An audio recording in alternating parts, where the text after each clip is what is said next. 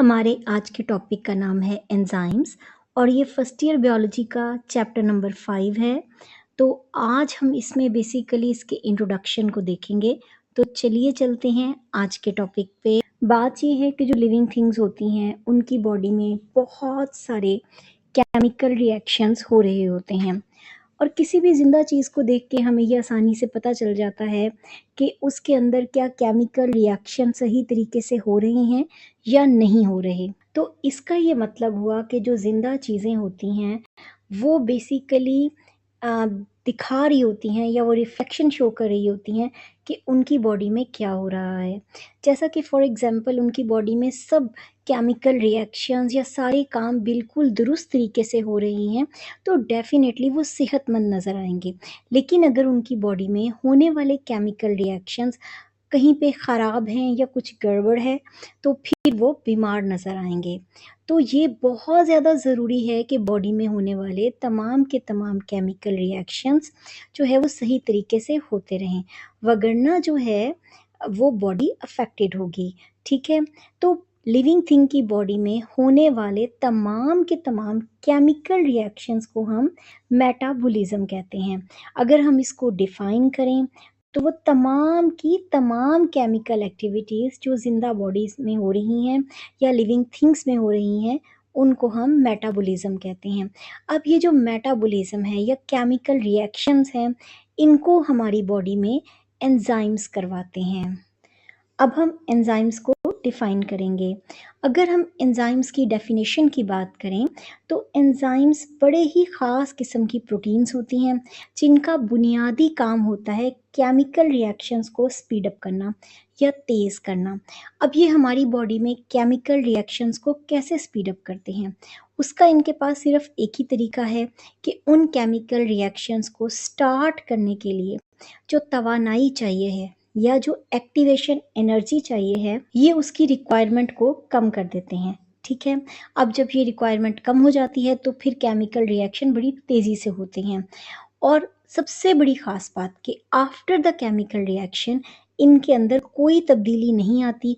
ये जैसे starting of the reaction होते हैं, एंड ऑफ द रिएक्शन हमें बिल्कुल वैसे ही अनअल्टर्ड यानी कि बिना किसी तब्दीली के मिल जाते हैं। अब हम बात करेंगे कैरेक्टरिस्टिक्स ऑफ एंजाइम, यानी कि हम बात करने जा रहे हैं कि एंजाइम में कौन-कौन सी ख़ास खूबियाँ मौजूद होती हैं।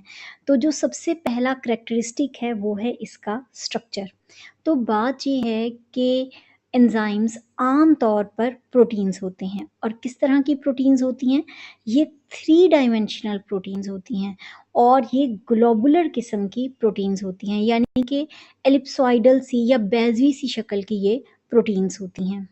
हम आम तौर पर एंजाइम को बायो कैटलिस्ट भी कहते हैं, ठीक है?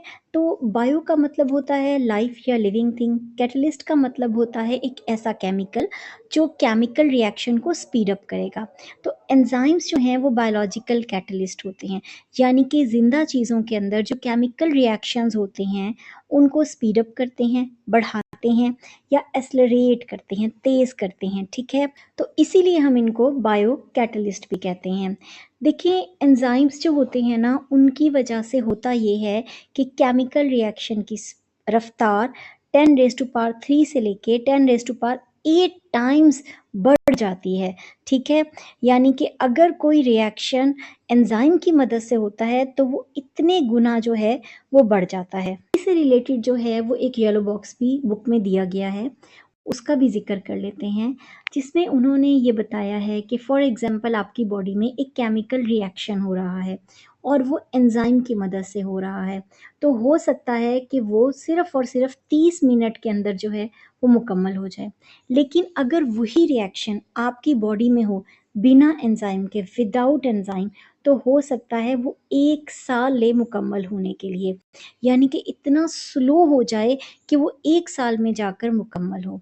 तो इसीलिए ये माना जाता है कि अगर हमारी बॉडी में एंजाइम्स नहीं होंगे तो केमिकल रिएक्शन ना होने के बराबर होंगे, जिसकी वजह से कोई ज़िंदगी मुमकिन नहीं है। एंजाइम की दूसरी खूबी का ज़िक्र करें तो वो है स्पेसिफिसिटी, कि एंजाइम्स कितने ज़्यादा स्पेसिफिक या ख़ास होते हैं। तो याद रखिएगा कि एंजाइम्स बहुत ही ज़्यादा ख़ास होते हैं और एक ख़ास किस्म का एंजाइम एक ख़ास किस्म के केमिकल रिएक्शन को ही कैटालाइज़ करता है। अब हमारी बॉडी में डिफरेंट किस्म के सेल्स होते हैं, हर सेल एक ख़ास किस्म का काम करता है। तो जो सेल जो भी काम करता है वो सिर्फ उसी से रिलेटेड एंजाइम अपने अंदर कंटेन करता है। इसीलिए हम ये कहते हैं कि तमाम के तमाम सेल्स के पास एक जैसे एंजाइम्स मौजूद नहीं होते हैं। ठीक है? अब बात ये है कि एक सेल के अंदर एक ख़ास किस्म का केमिकल रिएक्शन हो रहा है। जैसे for example red blood cell का काम है ऑक्सीजन को ट्रांसपोर्ट करना। तो इसके पास जो एंजाइम होंगे वो ऐसे होंगे जिसकी वजह से ये बआसानी ऑक्सीजन को बॉडी के अंदर ट्रांसपोर्ट कर सके। इसके बरक्स अगर हमारे पास नर्व सेल है, तो नर्व सेल का काम है हमारी बॉडी में मैसेजेस को या नर्व इम्पल्सेस को ट्रांसमिट करना। तो इसके पास जो एंजाइम्स होंगे वो ऐसे होंगे जो नर्व इम्पल्सेस को ट्रांसमिट कर सकें। तो कहने का मतलब ये है कि जो सेल जो काम करता है उसके पास उसी से रिलेटेड एंजाइम्स मौजूद होते हैं, जबकि तमाम सेल्स एक जैसे एंजाइम नहीं रखते। कुछ देर पहले हम बात कर रहे थे कि आम तौर पर जो एंजाइम्स होते हैं वो प्रोटीन्स होती हैं। अब सवाल ये पैदा होता है कि ये एंजाइम की प्रोटीन कहाँ बनती हैं या इनका सिंथेसिस कहाँ पे होता है। बात ये है कि तमाम के तमाम एंजाइम चूंकि प्रोटीन हैं तो इनको राइबोसोम्स बनाते हैं। ठीक है? इवन हम ये कहते हैं कि राइबोसोम्स जो हैं वो प्रोटीन फैक्ट्री हैं।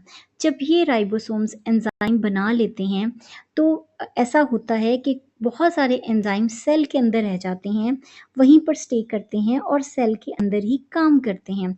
लेकिन ऐसा भी हो सकता है कि कुछ एंजाइम्स को सेल से बाहर निकाल दिया जाए और वो सेल से बाहर किसी और जगह पर जाकर काम करें।